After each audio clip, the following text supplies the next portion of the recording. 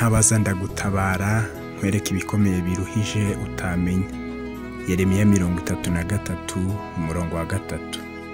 Mujye muhora mushyira imbere y'Imana amakene yanyu, ibyishimo byanyu, intimba zanyu, amaganya yanyu n'ibibatera ubwoba.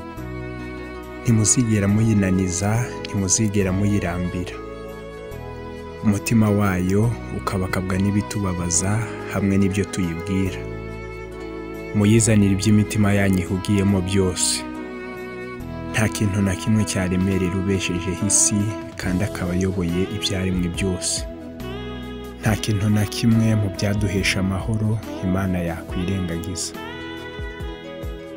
Nta mpagarara yabwirira uworoheje wo mu bana bayo, nta ntimba yazazanye umutima we, nta byishimo na bimwe byamugaruramo ubuyanja, nta sengesho rivuye ku mutima rishobora gusohoka ku minwa y'umwana wayo, Data twese wo mu ijuru atabyitayeho ngo abikurikirane byihutirwa.